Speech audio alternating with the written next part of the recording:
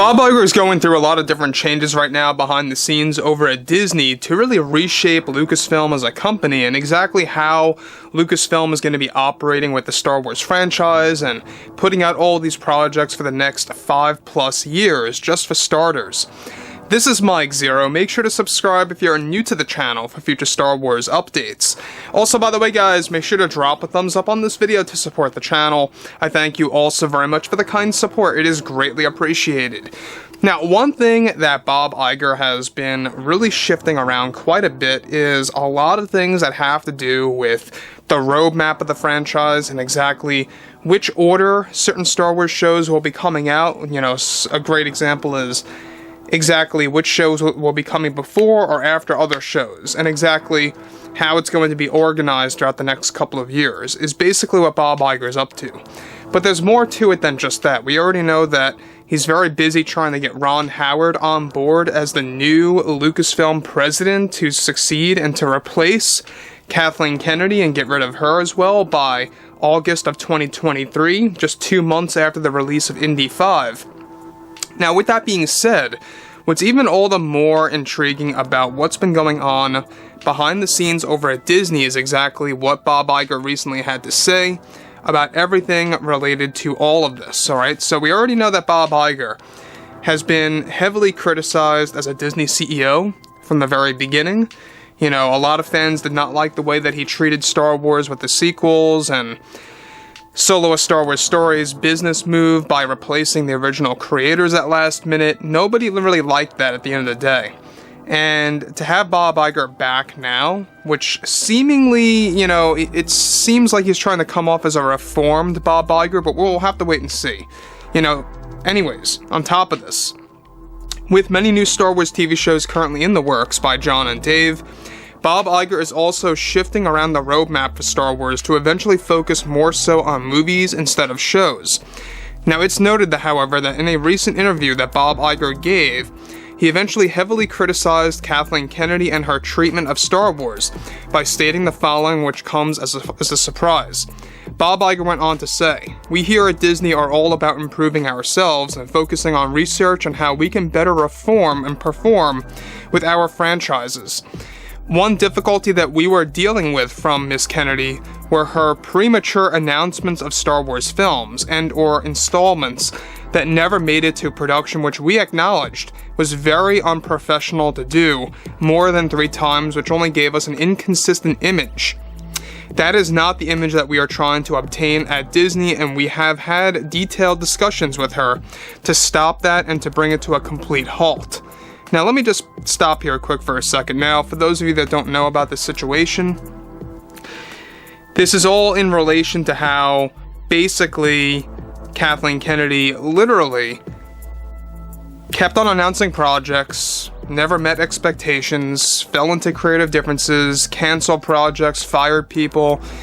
It was a vicious cycle. It was, you know, a multitude of reasons as to why she would announce a project and drop a project. In fact, the Taika Waititi movie is already falling apart. The Kevin Feige movie is falling apart. Patty Jenkins' movie is officially done. That's not happening. That's 3 movies right there. Plus, add on top of that the D&D trilogy, David Benioff and D.B. Weiss. That fell apart too, and what really was the final nail in the coffin is when Netflix gave them a deal, and they just didn't want to deal with Kathleen Kennedy anymore, so they left and dealt with Netflix instead. So, that's just for starters. You know, there were also a couple of shows that were supposed to happen and movies that fell apart as well by Kathleen Kennedy. You guys may recall, basically Kathleen Kennedy was working on the Boba Fett film and the Kenobi movie that eventually fell apart, and then that got resurrected into the form of shows. So with that being said too, on top of this all, alright, it was only hurting us as a company, Bob Iger says, and distorting our reputation as a company as well, and how we perform our actions. So, Bob Iger is putting it very clearly here that he has a problem, or had a problem, with Kathleen Kennedy's ways of prematurely announcing things and never really fulfilling those promises. And you know what? That's a big problem among Disney. If you think about it, it is a big problem, because when you're announcing a project, right? When you're announcing something so big as Star Wars, like a movie or a trilogy, whatever have you, you expect that show and or movie to go into production at some point, right? Not announcing something 3 years before it's going to be made, and even if that. And oh, that's another thing that we should add on, is that the Rian Johnson trilogy was also another thing that fell apart, and Kennedy admitted it to being on the back burner. Yet again, another 3 movies that fell apart at the hands of Kathleen Kennedy by prematurely announcing something. And that was also a mistake. I mean, she announced the Rian trilogy in November of 2017. I remember it just like it was yesterday. It was so vivid. It was during the earnings call where Bob Iger was talking about upcoming projects.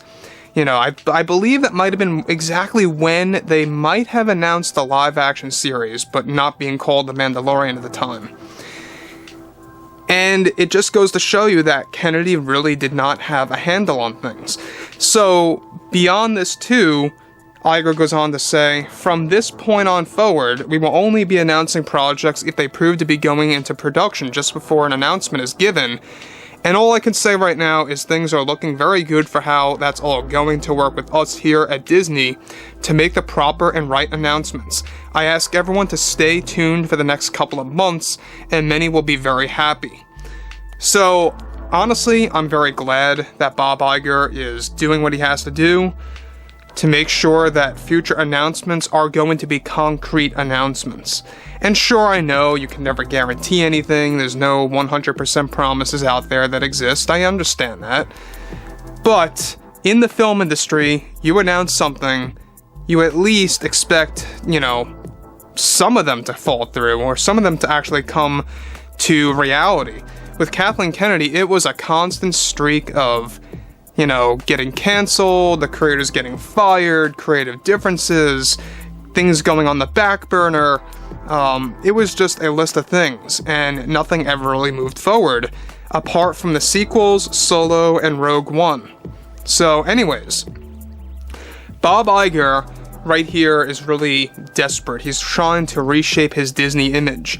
Not only does he now have to deal with Disney parks, but he's also got to reform the Marvel Cinematic Universe. A lot of fans are very upset about Phase 4, and so Phase 5 is looking very promising. I would like to hear your thoughts on Marvel's Phase 5 so far. And Star Wars is now going into a different phase as well, And when I mean phase, I'm talking about how it's going to be treated by Disney and the higher-ups, John and Dave. They're really going to go all in out to really make sure that it's going to perform the best that it can be. So anyways, with that being all done and said, the last thing that's very important is that Kennedy's Project Skeleton Crew, a large portion of it, we talked about this yesterday, is being taken over by Jon Favreau. A lot of fixes are coming our way, so Skeleton Crew may very well end up being an enjoyable series if fixed the correct way. So anyways, guys, drop a comment below.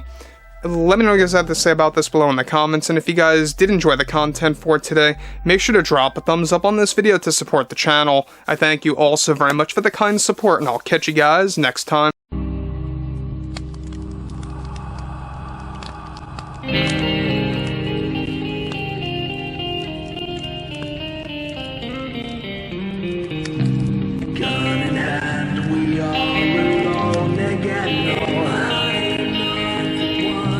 Night to moon, we hear them moans again.